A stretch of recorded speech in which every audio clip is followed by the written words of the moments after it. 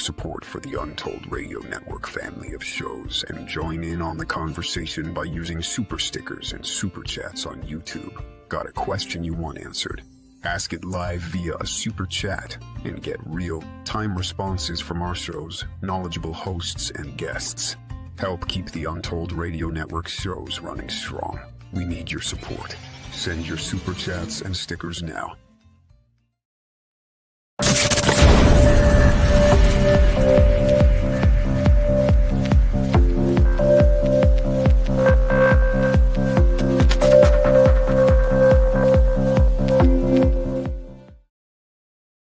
Well, hello world, and welcome to episode 116 for the Untold Radios Down South Anomalies. My name's Jay Katz. And I'm Aspasia. And we are broadcasting from Darragland.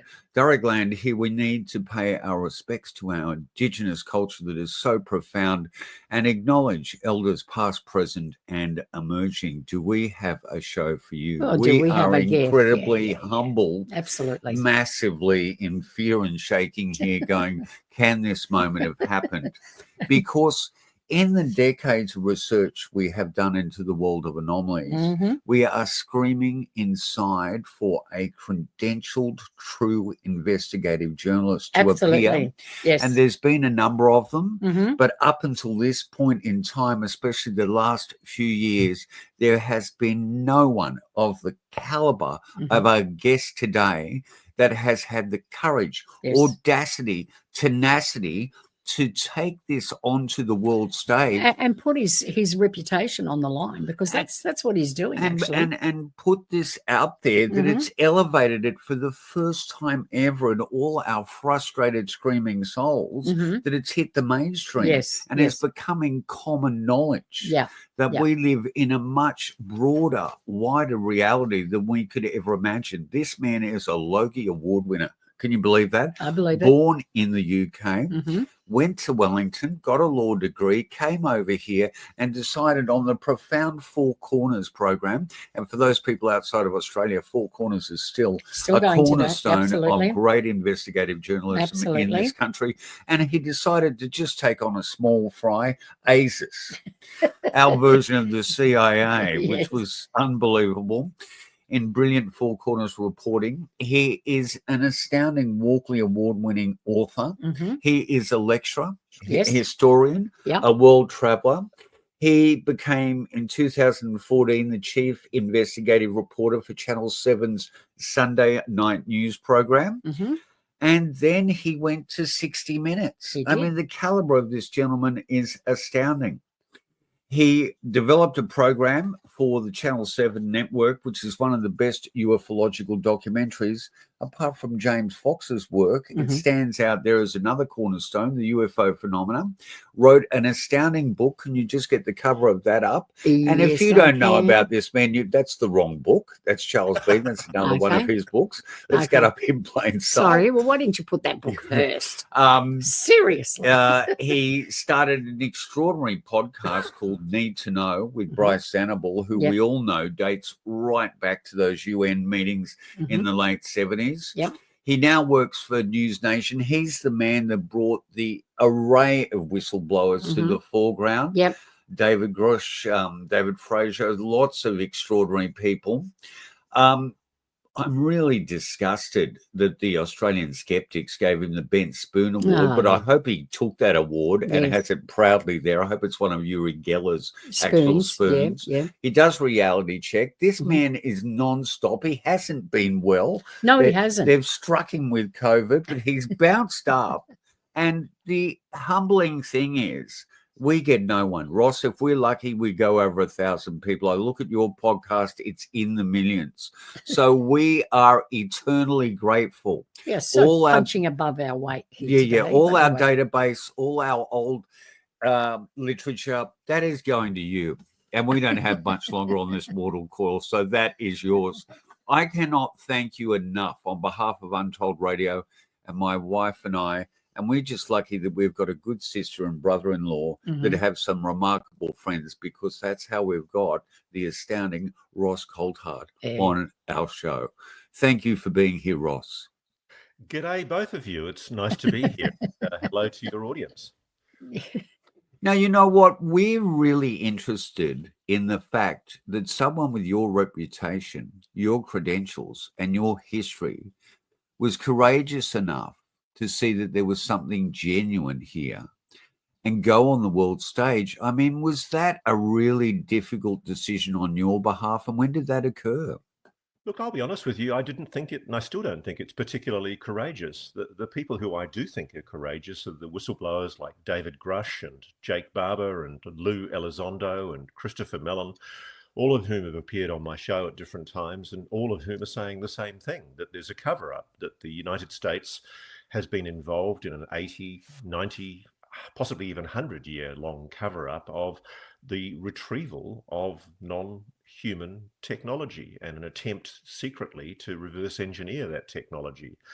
And for those who think it's somehow courageous for me to do what I'm doing, it's a matter of public record. And I think one of the problems I have with this whole story is that I started out as a skeptic, thinking that I was going to disprove this UFO nonsense, and I was going to find very quickly that it was a black world US secret aerospace project that was being operated in the black somewhere at Area 51, the Nevada test range, and that it was only a matter of time before this secret aircraft was brought out into the public domain. What my sources started telling me as I did what I do as a journalist was, no, Ross, this is real. This is a phenomenon that we've been seeing for hundreds of years, but which has intensified since the end of World War II, which is, we believe, non-human. And I have to admit, at that point, my worldview was rocked, turned upside down by the implications of that. And I've spent much of the last 5 to 7 years digging deeper into that mystery and trying to open up what I strongly do accept now. It's not a system of belief, it's a system of knowledge. I believe that there is enough knowledge now to state with certainty that the United States is involved, or at least elements of the state of the United States are involved in a systemic cover-up to try and conceal for as long as possible from public knowledge the fact of non-human intelligence engaging with this planet, and the fact that we have been retrieving their technology and their bodies, their biologics, for many decades. Well, you know, Okay. the main reason why we think it's courageous is that, you know, our background is in welfare, and we met as diversional therapists.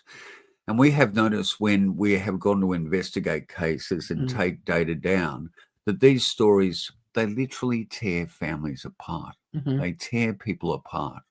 There is a huge stigma, a huge ridicule and taboo that is attached to the UAP subject. And I grew up with that in journalism. I mean, in journalism, I was working on the Sydney Morning Herald. I've told this story many times. A woman from Western Sydney, Parramatta, was hanging out her washing, and she rang the newsroom of the Sydney Morning Herald on a Sunday when I was on the desk doing the chief of staff job, that's lazy Sunday afternoon. And she said, I've got a photograph on my camera of a UFO hovering over my washing line. And I giggled and I thought, you know, let's have some fun. Let's see this photograph. And I said, is it still in your camera? And she said, yes, it is. And so she brought the camera to the Sydney Morning Herald offices. We developed it in the office, in the film studio we had there. And yeah, there was a big elliptical, silvery, metallic disc hovering over her washing line. And I can remember excitedly telling the editor who came in later that afternoon, boss, I've got a great story for us. You know, we've got a UFO that a woman filmed over a washing line. And I remember he said to me, he said, Ross, we don't do stories about UFOs. And I went, what? And I said, why isn't it a legitimate story? I said, this woman's taken this photograph in her camera. It's clearly an object of some anomalous nature. I said, it's not a hubcap thrown up in the air or anything like that. Why don't we take it seriously? And I never got an explanation. I was just told that we don't do UFO stories. And that's been very much the trend in most media across Australia and the world for much of the last 30 or 40 years of my career.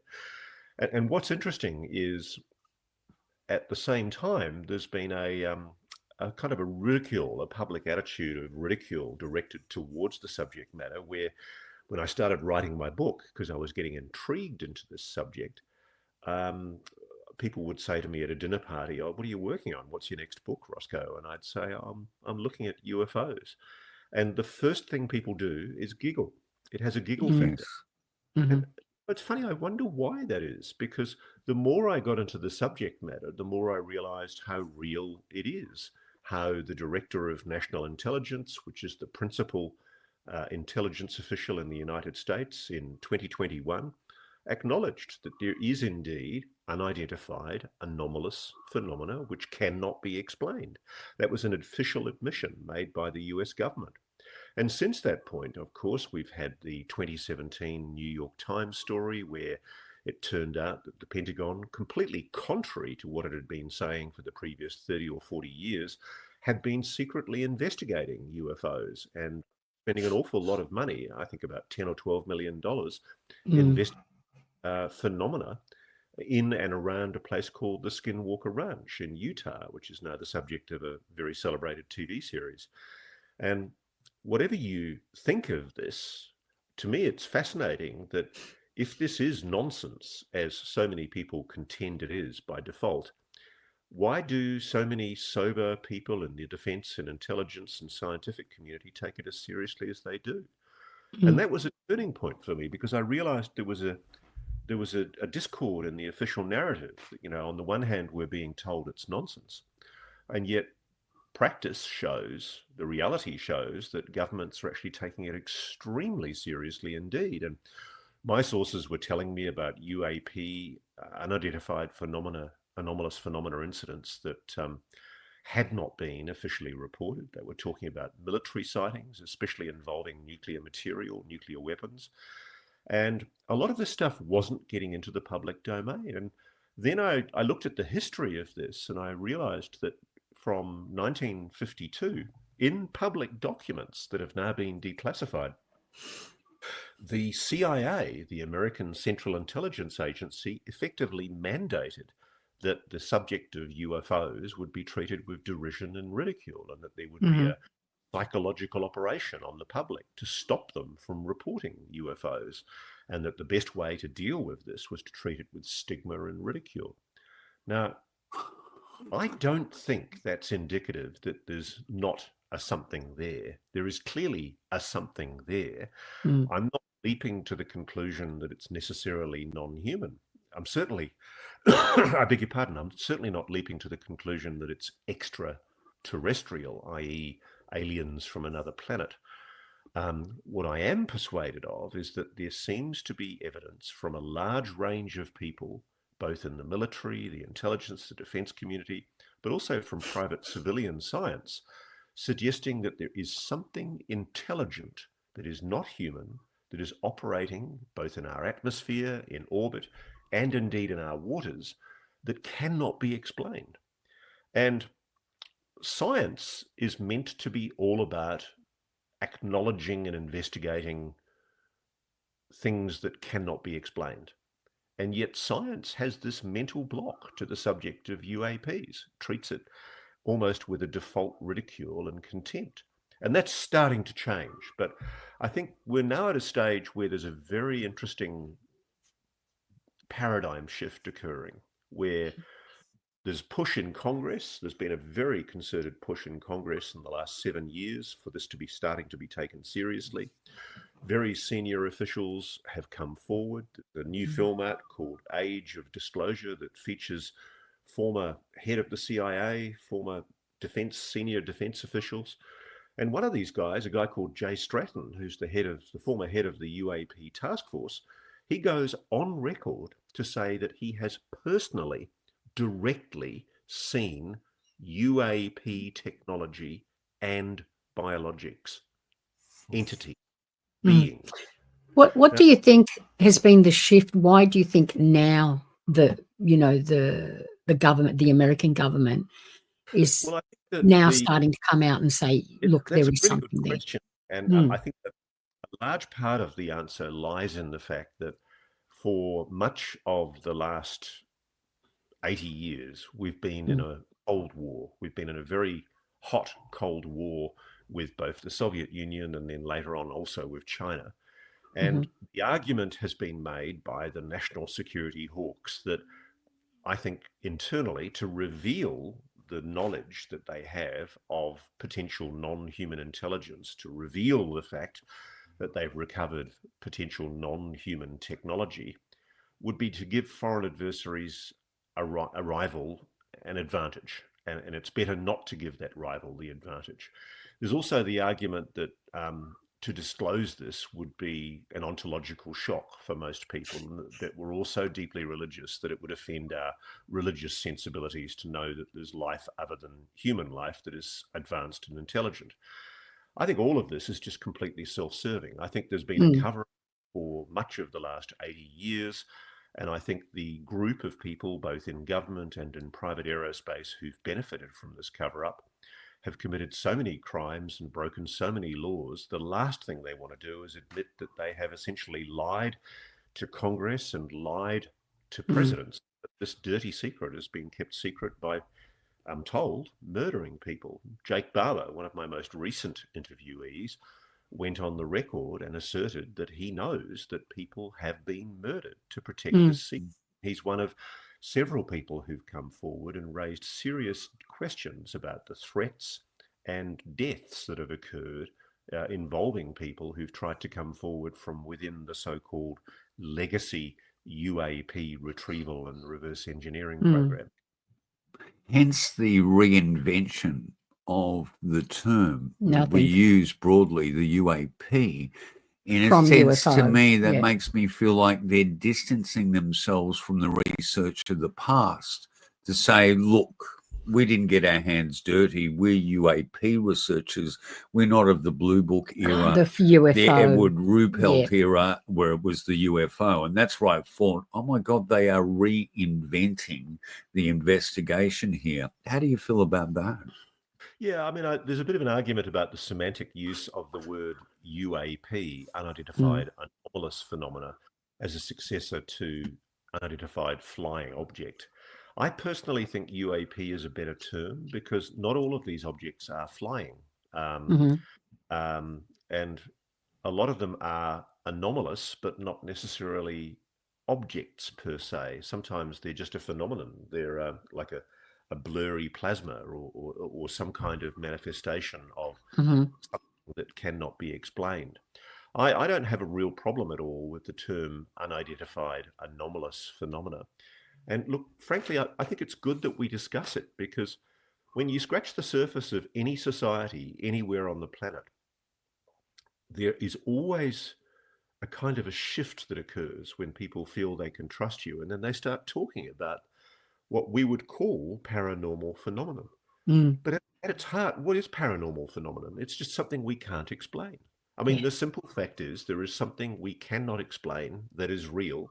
That much we know. That is official. That's acknowledged by the US government. Why is it so hard for us to accept that unidentified anomalous phenomena are a reality and that we should be conducting good scientific method to have a look at it?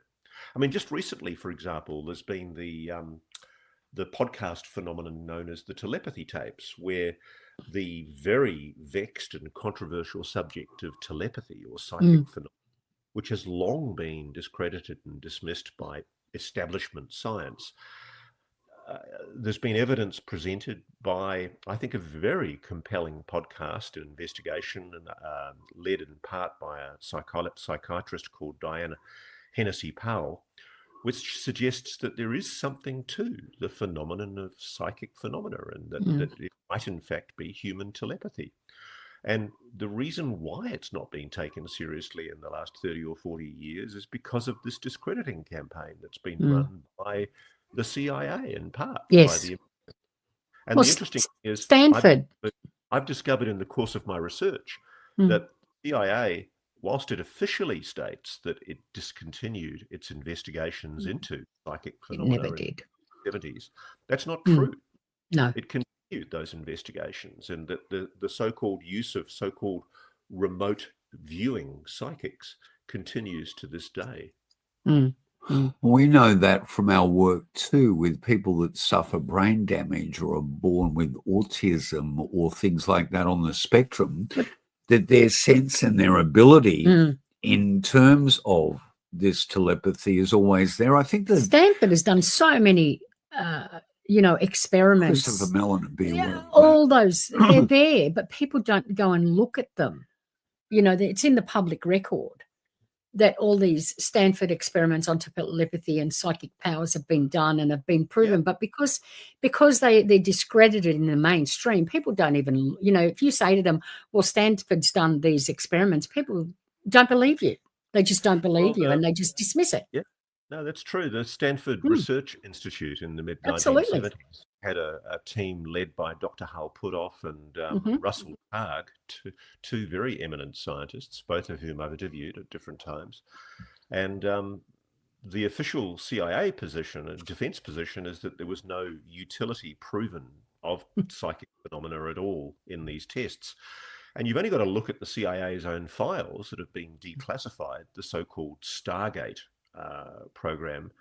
And there's a host of other code names that we used, but if you just go into the CIA library and type in Stargate, you'll find a huge array of documentation that shows that they verified psychic phenomena. And one of the things that really fascinates me about this is the cognitive dissonance, how easy it has been for the media particularly to allow itself to be manipulated by those who want to suppress any public interest in this story. Establishment science, materialist science, has been used to suppress investigations into areas like paranormal phenomenon, psychic phenomena, UFOs, all manner of anomalous, unexplained phenomena. And the interesting thing is, there's been a stalwart group of people who've never given up in pushing and investigating this. And time again, they get shot down by the debunkers and the skeptics. But the reality is they keep on bobbing their heads up because there is something there. Yes. And it's interesting because it's the counter science. If there's a pseudoscience operating here, it's the way that science is being distorted and manipulated to stop the public from taking an interest in this area. And you asked me earlier, why do I think this is happening? And I think part of it is religious. Part of it is that America is a deeply evangelical Christian country. I think 70% of people believe in God. And there's a huge evangelical streak in the US Air Force, which is the principal agency responsible for suppressing all of this information. And I think they just find it offensive that any discussion should take place about something that they regard as demonic or evil. But we've all grown up here. I mean, the Vatican even came forward and said that the Vatican astronomers are well aware that there is life in other worlds and planets out there, and we should open our mind to this. And I think the two can sit quite comfortably together without that consensus reality collapse. If I can just digress for a moment to Edward Ruppelt and James E. McDonald, who came out here on behalf of the CSIRO. He was an astrophysicist. I remember actually, and there is a piece in the ABC archives on YouTube where you can see a great interview. I think it could be Four Corners, it could be This Day Tonight with McDonald, where he is discussing as an astrophysicist the reality of UFOs. The interview runs beautifully, and in the last 2 minutes when McDonald is out of the studio, Bill Peach hops on a supercar coin-operated ride and just destroys any validity of the whole thing. Of that. It's like, what are you doing, man? But when we toured Don Schmidt, where I first sort of met you physically in 2019, I can remember going to the studios of Channel 7 to do the late night news there. And the journalist was fantastic. And there was no ridicule. There was no X-Files theme. And I thought, it has changed. It's changed. Something has occurred here. There is a change occurring. And I think people are beginning to realize that there's been a high degree of media manipulation going on, that essentially we've been played. And we've been played. There's no other way of putting it. Yeah, totally. I hate admitting it, but as a journalist, I defaulted automatically to the assumption that UFOs were complete nonsense. And like everybody else in the newsroom, I treated it with derision whenever it came up. You know, it became almost standard in television in Australia that when somebody had a UFO story, you played the X-Files music underneath it to sort of emphasize, yes, okay, we're doing this story, but you don't have to take it that seriously because we're taking the piss by putting the X-Files music underneath it. And I don't understand why that still happens in light of the degree of evidence that's been presented. I mean, in the last few years alone, 2023, I brought David Grush to the knowledge of the world on national television in the United States. And he is a former very senior defense intelligence official who worked for the National Geospatial Intelligence Agency. And he revealed all about the work that he'd done for the Pentagon's UAP task force, where he essentially found 20 to 40 witnesses that were people with direct knowledge of this legacy retrieval reverse engineering program. And David found the locations, the people involved, the code names, and he provided all of this in a secret disclosure to the Senate Intelligence Committee and the Senate Armed Services Committee and the respective House committees. And this has been kind of in paralysis since he came forward in 2023. And of course, he's now been followed by Lou Elizondo, Chris Mellon, and more recently, I've been involved in bringing out the first person to come out publicly who says that they have direct knowledge of the retrieval of alien craft. And that's a guy called Jake Barber. And Jake has an unimpeachable military record. He was a trained Tier 1 operator who went deep cover with an intelligence agency. And he essentially ended up working on a location that he calls euphemistically the Range, which is a base, a secret base operated by the government and private aerospace, where they are literally using people with psychic abilities, psionics so-called, to psychically, telepathically attract these objects. And it sounds like science fiction. I know people will roll their eyes and go, this is crazy. But I have more than satisfied myself as to the credentials of Jake Barber, and I've more than satisfied myself that what he's describing is real. And the distressing and concerning thing behind his allegations is that the implications are that our first engagement with a non-human intelligence may very well have involved human operators using high-pulse microwave weapons to down these craft and to essentially take the risk of killing the operators within those craft. So we may very well have acted offensively in our very first contact with a non-human intelligence. Think about the implications of that, how us primitive apes are behaving in the context of a possible engagement with a non-human civilization.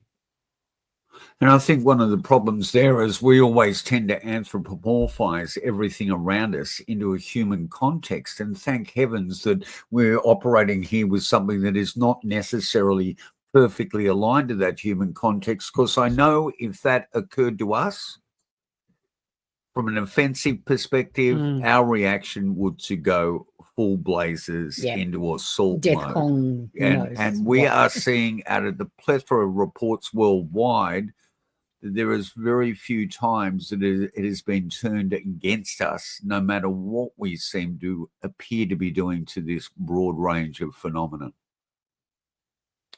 Sure. Yeah. I mean, is there a question in what you're asking me there? I agree with you.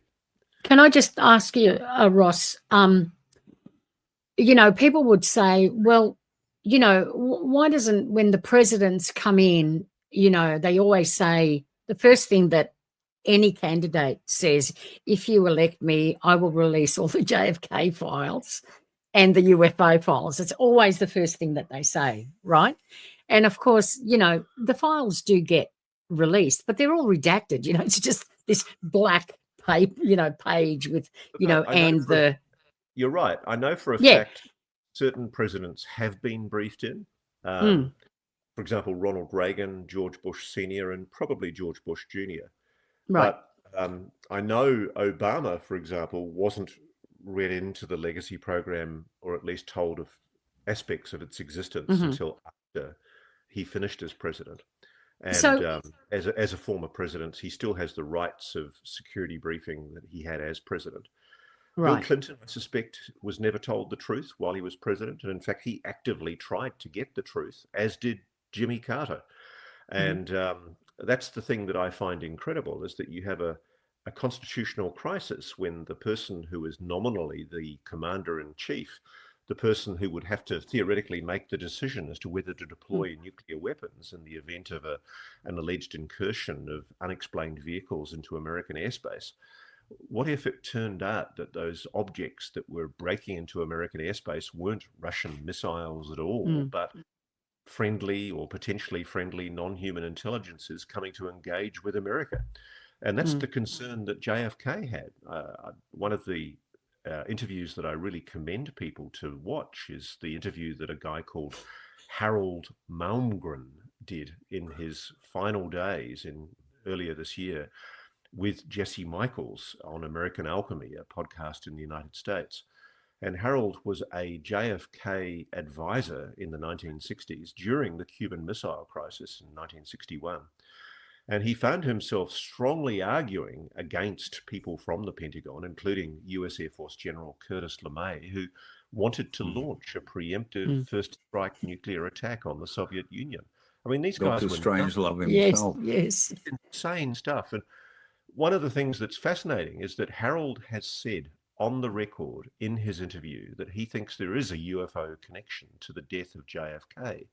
He believes that JFK may very well have been murdered in a conspiracy because he wanted to be more open with the Soviets about UFOs, because he was concerned with these unexplained incursions, which it turned out, by the way, the CIA was hoping to use as a way of stealthily invading Russia with bombers. These unexplained incursions by UAPs were becoming such an issue that both sides thought each of the other was basically invading. And so JFK was all about being more open and more transparent. And look what happened to him. So I think a lot of presidents and defense secretaries and Navy secretaries over the years have felt intimidated from telling the truth about this issue, even if they've been read in, because they're genuinely concerned that the people who are in charge of this program are utterly ruthless, and they regard themselves as being above the laws and accountability controls of Congress. So this is what I wanted to ask you. If it's not the president, because every 4 or 8 years, depending on, if they get into term, get a second term, who has actually been running? And let's say from 1947, since Roswell, who has been making the decision to keep these secrets and to not let it out to the public? I mean, who has it been? Just one person, or is it a group of people? Who are they, and how who gives them this power? If it's not, especially America, who's supposed to be this democracy that's been put in by the people. It's long been rumored and reported that an organization, a so-called control group known as Majestic 12, a group of 12 eminent men who were essentially formed in the late 1940s to control the narrative about this UAP mystery. And I have always kept an open mind about Majestic 12. I've never known whether to believe it or not. I certainly believe there is a control group. There's certainly a group of people inside the CIA who are responsible for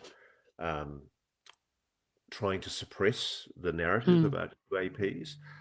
They've long been involved in intimidating and threatening people to shut them up from talking about what they've seen or heard. But yeah, I am persuaded. I mean, in fact, Harold Malmgren, who I mentioned earlier, he also went public with the fact that when he was read into the existence of the fact of this UAP retrieval program by a guy who was the so-called director of plans for the CIA, a guy called Richard Bissell in the 1960s, he was told that there was a control group, that there was a control group called Majestic. And the interesting thing is, there's been a really clever debunking operation run over the years to suggest that leaked documents that purport to be the documents of Majestic 12 may be authentic. And to be honest with you, we just don't know whether those documents are or aren't authentic or not. But what I do believe is very, very clear is that there is no doubt a control group. There is a group of people that appear to operate outside of government, completely outside of government accountability and control. And they may operate under a very vague presidential executive action directive from the early 1950s, a so-called PED. But it's utterly illegal for Congress to have not been read in to the fact of the existence of this program. And as part of my research, I've spoken to very senior congressmen, very senior senators who had the right, as members of the Gang of Eight, to know whether it was true that there was or there wasn't a UAP retrieval reverse engineering program. And they tell me they were not briefed into the existence of this program, but they do believe that it exists. And we're in this really interesting situation now where you've got a growing number of members of the Congress, senators and members in the House, who are basically saying they do believe that there has been a cover-up. As recently as earlier this week, Representative Eric Burleson came forward and said that he does believe that the United States has retrieved alien spacecraft, and he's going to be pushing for the truth about that to be told in subsequent hearings that are due to come later this month and next month. So, you know, I think the problem is that when there's been a lie as big as this, it's a hell of a lie. And the bigger the lie, the harder it is to reveal that lie. Absolutely. How does that transverse to Australia? Because we're an ally of the United States, are we under the same sort of control conditions, or did we just fall in line? I mean, how's the whole world falling in line with this huge lie? Yeah, the interesting thing is that Australia used to monitor UFOs. They actually had a very active Defence Air Force Intelligence, so-called DAFI, investigation team. And DAFI would go around Australia like the X-Files and actually investigate UFO cases and keep records of sightings. And they were taken very, very seriously. And those reports were provided to Project Blue Book, the US Air Force's investigation into UFOs. And we did keep on going, collecting UFO data for a few years into the 1970s. And the interesting thing is that there was a push for a scientific flying squad from within the government scientific community. There was a guy called Harry Turner, who was a very prominent physicist working for one of the defense intelligence agencies. And he became convinced that the Americans were covering up the reality of retrieved non-human craft. And he pushed the Australian government to do its own independent investigations and to not take literally what the Americans said. And Harry did some extraordinary work, which is all recorded in the Joint Intelligence Bureau's files, showing how he investigated UAP cases way back during the Maralinga nuclear weapons tests and the Woomera test range. And he believed they were real. And he pushed very, very hard for a flying squad for the Defense Department to actually actively investigate UFOs. But what has happened has been, we are very much the lickspittles to our American big brother. And when America says jump, we jump. And so at the end of Project Blue Book, it became inconvenient for UFOs to be investigated anymore. And the US decided that it was no longer going to be an issue for investigation. And that's pretty much the view that we've taken in Australia for the last 50 years. I know, because I've spoken to some of them, that some very senior people in the defence and intelligence community in Australia take UAPs very seriously indeed, if not simply because they have access to parts of the so-called JWICS intelligence database, that is the shared Five Eyes intelligence database, where the nations of UK, USA, Australia, Canada, New Zealand share intelligence, and the United States has started sharing UAP intelligence, including videos on that system. And I've spoken to people in Australia who tell me they've looked at UFO videos that have been posted on JWICS by the Americans.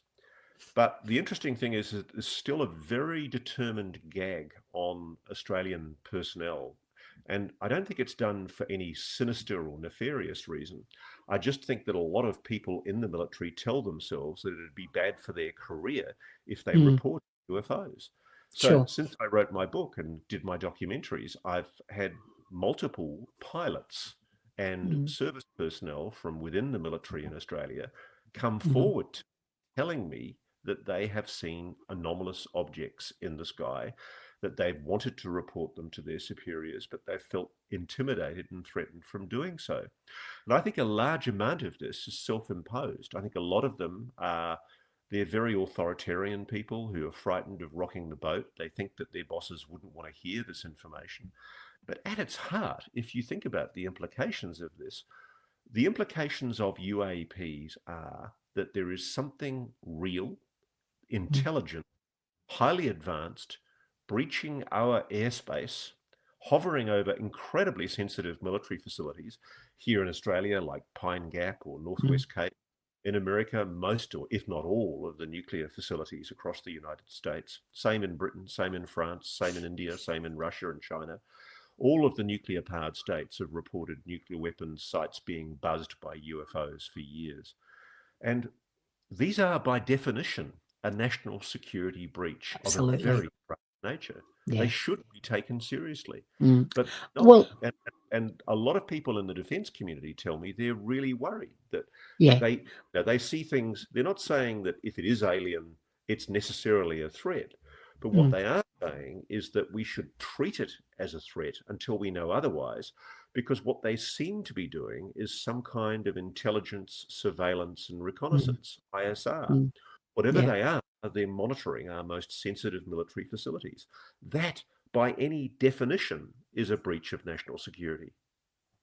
But here's the thing. I mean, how do they come out and say to us, you know, any defense department, everything's okay. We don't know what these things are. We don't know where they come from. We don't know what they want. But you just keep giving us the defense money that we're asking for, and we'll try and protect you. I mean, that just doesn't make any sense, does it? Well, I think part of the problem but that's what they would be saying. That's what they'd have to say. Part of the problem in the US is that the US Air Force has completely failed to deal with recent drones incursions over the whole continental USA and indeed over parts of Western Europe and the United Kingdom. And so, as we all know, in the latter part of 2024, early parts of 2025, there were a whole series, thousands of unexplained incursions of so-called drones that were seen over both civilian areas in New Jersey, New York, but also over very sensitive military facilities, big Air Force bases, Langley Air Force Base, Eglin Air Force Base, Malmstrom Air Force Base, the Picatinny Arsenal in North New Jersey. All of these places, almost certainly, some of them have nuclear weapons. And whatever these objects were, they were operating with impunity. They weren't able to shoot them down, even though they tried. Normal electromagnetic pulse weapons failed to down these objects. Wow. And for a while, the public was being fed the line by the military, notably by the US Air Force, that these were Russian or Chinese, or at one stage even laughingly North Korean. And then that all went away. And then we've more recently been told by the White House in a really lame statement that came out at the end of January, Trump supposedly asked his chief of staff for an explanation for these drones. And the explanation came back that they were authorized FAA, Federal Aviation Administration, research drones, or drones that were being used for other purposes. And that begs so many questions, because within a few weeks, CBS 60 Minutes in the United States ran a story with two former very senior US Air Force generals who essentially said that that explanation was bullshit. They said that there was a guy called Senator Roger Wicker, the chairman of the Senate Armed Services Committee, who actually came out on 60 Minutes and said that the military and the intelligence community was still mystified by what these objects were, that there was no certainty that they were what we call drones, because we've not recovered any of them. We haven't been able to down any of them. Now, If you recall back in 2023, when there were 4 objects traveling over the continental USA, and one of them The was Mylar balloons from China. Yeah. one of them was known to be a Mylar, Yeah. Chinese Mylar spy balloon. Mm-hmm. But there were 3 others, one of which I know for a fact was anomalous, was Right. allegedly a non-human craft, and that was down Mm-hmm. over Alaska. But the weird thing about it was there was at the time a huge public outcry. Congress had special sessions. There were massive press conferences. The White House was under enormous pressure to get a response. And the media were baying for answers, demanding to know how these incursions over North American airspace could possibly have occurred.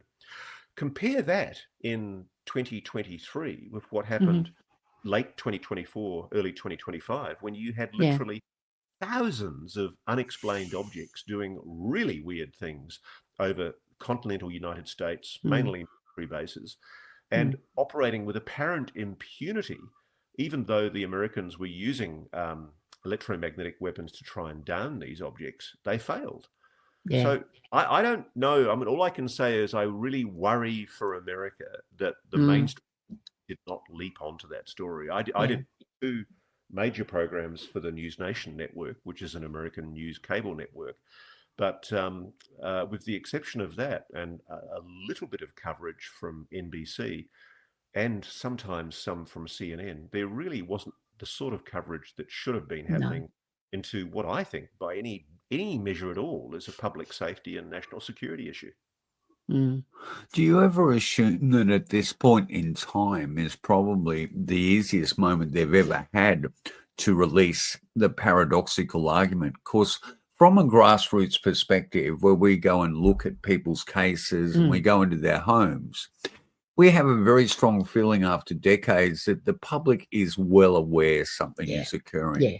Most people, whether it's consciously or unconsciously, know that there's something else to the reality we're living in. And when I look at the arena of television and film, the subject matter always gets the highest ratings. It rates. And it, when apart from pornography on the internet, it is still one of the highest rating subject matters. So there is this thing where the sieve is leaking badly. We can't keep the finger in that dike. What are we going to do?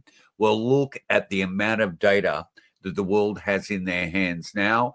And no matter what comes out, within a couple of hours, we'll have another story on Blake Lively or something like that that'll take the heat off us. Yeah, it seems like a perfect time in the midst of this data tsunami. I mean, you'd know as an investigative journalist that you had to work really hard before there was an internet.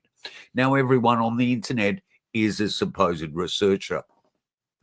Yeah, I mean, there's a thing called the wisdom of the crowd. And I certainly think that my children's generation, Generation X, the 20-somethings, the teenagers now, they're not at all befuddled or bewildered or confronted by the idea of a non-human intelligence. They take it as a given because, as we know, Frank Drake's Drake equation says there must be other intelligent life in the universe. It's a statistical reality.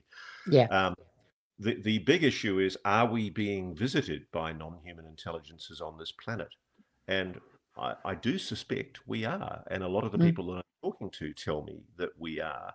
And I think the public is ready for that knowledge. I don't think there is any good reason for the continued suppression of that knowledge. And I think it's become very self-serving for the people who are suppressing that knowledge. I've actually had weird arguments. I had a phone call from somebody in a major aerospace company who rang me completely out of the blue, and I couldn't believe they were talking to me. I'd seen them at a conference I'd attended, and then they rang me and they talked about essentially as if it was all a reality. And they asked me what I thought they should do. And I said, well, I think you should tell the public the truth. I think there should be an amnesty. I know this is an unpopular view because a lot of people think that the people who've committed crimes such as murder to conceal this program should be punished, and maybe they should be. But I think the vast bulk of people who've colluded in essentially a cover-up or a conspiracy I don't think it helps to have a sort of a public excoriation of these officials when they, I think, genuinely believe that they've done the right thing for noble cause reasons. But I think we're at a point now where the public is ready for answers. I mean, everybody, I think, accepts that there is something weird going on in our atmosphere. I mean, there are anomalous objects being seen all the time. I get thousands of emails a week from people with videos or sightings accounts of objects they cannot explain. The sightings have gone off the charts. Maybe the phenomenon is turning up the heat. I just don't know. But what we're looking at here is a reality that cannot be denied. And I talk a lot to military officials and intelligence officials who freely acknowledge to me that it's only a matter of time. And there are people in the Congress who tell me that President Trump is determined to get to the truth of the UAP mystery. I'm not so sure myself. I think he's possibly had a briefing and he's sort of been persuaded that maybe it's a good idea to keep it a secret for as long as possible. But I am told that Donald Trump has been at least partially read into the reality of UAPs. And he's now, I think, going to have to make a decision about whether he tells the public the truth. And one of the things I think is going to become a big issue here is there are other nations in the world that are wrestling with this. You asked me earlier whether there were countries outside of the US, and there are. France, of course there are. France has GEPIN, which is a UFO investigation agency that's part of the government. The British have done the Condign investigation, CONDIGN, and they also concluded that there was a real phenomenon that was worthy of scientific investigation. You know, there's any number of countries around the world that have spent enormous amounts of time and money, notably the Soviet Union, Russia, investigating the phenomenon. And I think at some stage, I don't think it's outside the realm of possibility that a leader like Putin or maybe President Xi in China might see the opportunity to score a propaganda coup against the President of the United States by showing him up for the lies that he continues to conceal.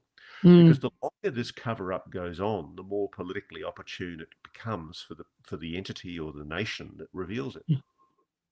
Yes. I mean, surely it is, you know, if we can't break this down and put it in a box, as we all seem to do in this rational sphere, surely this issue would expand human consciousness. Let's get away from us being the apex predator, the top of the line.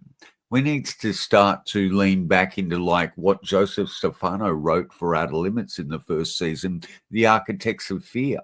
And that is the creation of like the alien entity that lands in the middle of the UN in the midst of the summit, and all human beings finally unite, borders and boundaries collapse, and we realize that, you know, there's something else out there that's got a greater intellect and perception onto the reality of who we are than we are, and we actually need to stop, listen, and take account of that. I often like to put myself into the position of the hypothetical alien being looking down on this planet. And what would they think? They would probably think that we were these very primitive, warlike apes who seem capable of resolving conflict in any other ways other than by killing each other and committing horrible atrocities against each other. I mean, who would have thought that 100 years on from World War I, there would be a trench war going on in Eastern Europe? It's extraordinary. Who would have thought that there would be massacres happening in the Middle East? It is terrible. It's a really nothing's changed in the planet. It's gotten worse. It's gotten worse. If I was an alien being looking down, wondering whether or not it's possible for human beings to overcome their nationalistic tendencies and their tribal loyalties, I'd be very skeptical. And maybe we're just not ready. Maybe the beings aren't showing themselves because they think that we're far too... I wouldn't land. I wouldn't land. Simple to be allowed to show themselves. I wouldn't land. I mean, there's a great Larson cartoon where the aliens land and they see Jesus being nailed to the cross, and one of them turns to the other and says, "Let's get the fuck out of here as fast as possible." And you know, the simple fact is, I do think that we humans are pretty disgusting, and you know, we're poisoning our planet. We show a reckless disregard for the use or misuse of chemicals. the phthalates that are getting into our system and sterilizing our men and women, ridiculous microplastics, the risks posed by toxic chemicals. Everywhere you look in our society, there are issues that ought to be resolved by normal human discourse, but we seem incapable of resolving those things because we're essentially selfish apes.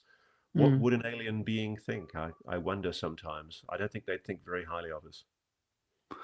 It's a paradoxical. We don't think very highly of ourselves. It's a paradoxical tragedy, really, isn't it? Because you're a parent, and as grandparents, and during the school holidays, you look at your grandchildren and you see the most profound experience you could ever have in life. That innocence, that joy, that happiness. It's the pot of gold at the end of the rainbow. But the moment we go, there's the pot of gold, I'm going to run for it, all we end up doing is getting sand in our shoes. Yeah. And we never actually get to that pot of gold. But paradoxically, we can see how brilliant we could be if we could shed the skin of our insecurity and our conflict between each other. Maybe just to round this up, and thank you. What would be the one event that would bring humanity together? Because, I mean, I think essentially the human race at the moment is lost. I think we really are at a point in our history where we run a serious risk of blowing ourselves up in a nuclear conflagration. I mean, the bulletin of atomic scientists' Doomsday Clock is closer to midnight now than at any other time in its history, including even during the Cuban Missile Crisis. It's a more dangerous time now than at any other time in history. So what could bring us together? I think what could bring us together is if a government came out and basically said, look, ladies and gentlemen, we are not alone. We are but a single species amongst a universe full of dozens, hundreds, thousands of species. And many of those species are highly advanced and highly intelligent. And we've been sharing technology with them for years. And here they are. I think that would be a turning point for humanity, especially if the technology that I know has been recovered was to be shared amongst humanity. The tragedy would be if that technology was being sequestered and kept secret for the purposes of direct weaponry and perhaps a strategic advantage over a potential foreign adversary. That would be the sadness that would worry me. Well, they're the people that are in charge, aren't they? It's some defense. Let's say for America, they're the ones. It's within the Defense Department that is deciding whether to tell us what's really going on or to keep it a secret. I actually suspect that the decision's largely being made, believe it or not, in private aerospace. Right.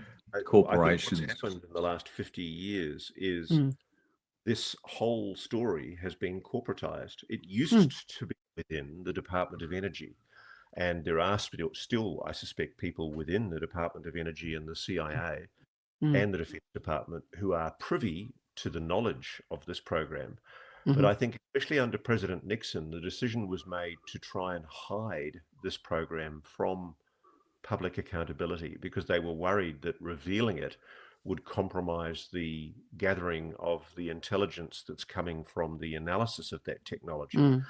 The irony is that by privatizing it, by corporatizing it, one, you've created greedy private aerospace companies that have an advantage that they ought not properly have. And moreover, it's hindered the open, transparent development of these technologies in a way that could be shared fulsomely with the human race.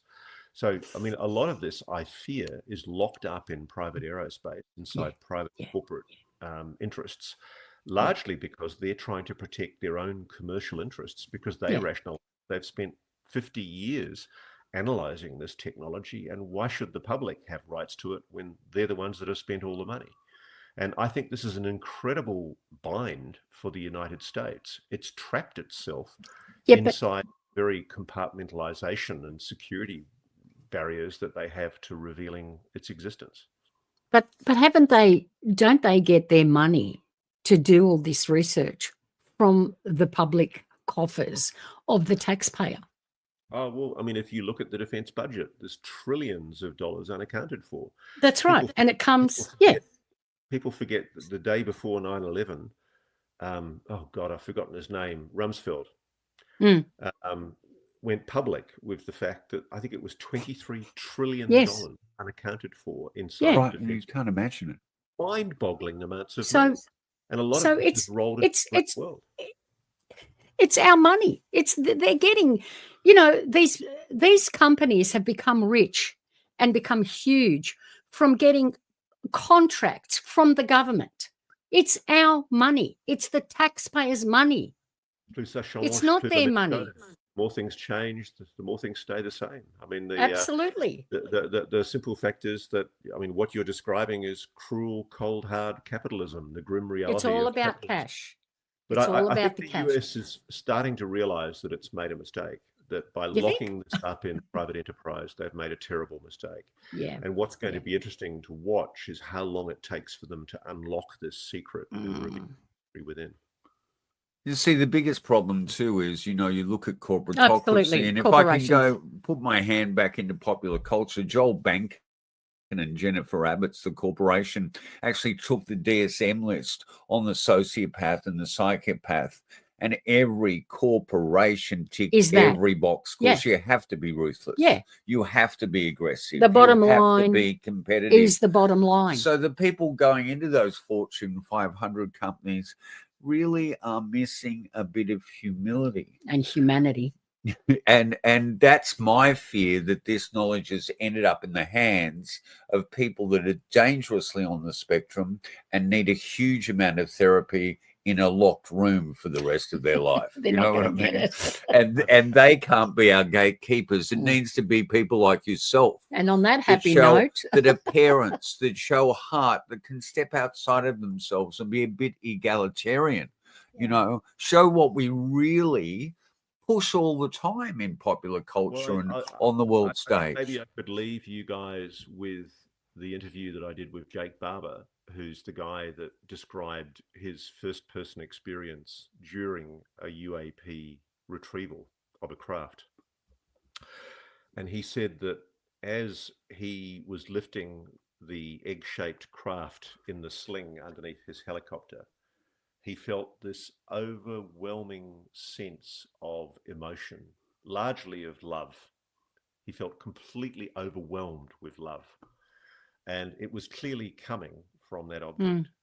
And frankly, that implies to me, if that's true, that we humans have a lot to learn, because whatever the being is that was radiating that expression of love, it's got a lot of lessons that it can give us that, frankly, we don't have at the moment in our miserable, grubby, nasty little world where we kill each other at the drop of a hat.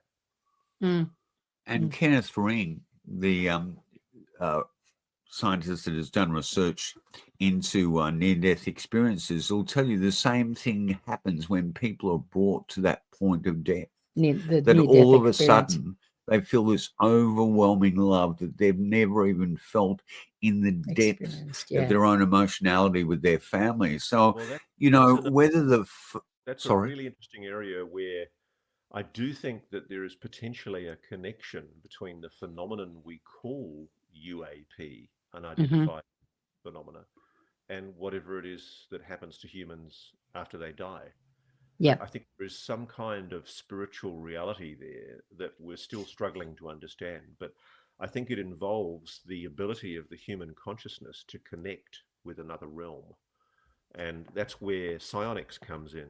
I think the most exciting implications from what I've learned recently about UAPs are the implications of psionics, the idea that the human mind has an innate ability to communicate with other realms, and that maybe we've unlearned that ability as part of the technologization of our society, and that maybe we need to relearn that in order to become truly human. And isn't that amazing? Because the simplest things we can relearn that with: meditation, listening to music. Both those things align both hemispheres. I am so glad that there is someone with so much love and generosity in their heart out there that's on the world stage, that is pushing forward, and I will always feel that this is extremely courageous on your behalf, because we've spoken there. We've brought up examples in this shortcast about people's lives that have been threatened. Yeah. And I'm sure you've had not just positive emails, but negative ones as well. And I think that it is incredibly courageous. And if we had any strength in the outside world out there, of which we have very little, we'd be handing you the Edward R. Murrow Journalistic Award instantly. Because Edward R. Murrow there in 1955 with Donald Kehoe and numerous other people did a remarkably balanced radio program on the veracity and validity of the UAP phenomenon, which you'd be well aware of. So it shouldn't just go to Steve Kinane. It should be going to Ross Coulthart, and we'll be pushing for that. Steve Kinane's a friend of ours. We'll be in touch with him directly after this cast. I like him a lot. Yeah. We cannot thank you enough for who you are. We stand by you, and we will support you through everything, Ross. You are a champion to us, and the humility and humanity you shared with us today to give us your valuable time. And I think what you're doing on the world stage is you're doing us the greatest humanity. The greatest offensive deed out there that can be done. So take good care. All the best to your family, and our hearts are sincerely with you. Thank you very much to both of you. And thank you to your audience for listening. Okay. All right. Well, yeah, that was. I've got a few things to mull over. I think that's it. That's the last interview we ever do. It's the best one. You've been on down south. We'll be back with more. Anyway, we'll be back maybe in a couple of weeks. Or that Cole had a heart attack, by the way. Who did? Oh, yes. We've been in touch with. Did Colin, he have a heart attack? And was it angina? Was it a heart attack or angina? I think it was angina. And Alex Sonomi, who you've spoken to, we've got in touch with him, our psychotherapist. And give our love to your daughter. We will be sending material through to her very soon. Absolutely. She is absolutely beautiful and remarkable. She's the next generation. Yeah, and she's going to be a writer of astounding input. I think you're on Ross's book there. You better go down to the end titles. All right, kids. We will be back very soon. Bye-bye. See you. Thank you so much, Ross. Take good much care. Appreciate it. Okay. Wow, that was Ross Coulthart. Yeah, I never thought that had happened. You're on Down South Anomalies, episode 116 for the astounding Untold Radio Network. I'm Jay Katz. And I'm Aspasia. And I love you dearly. See you later.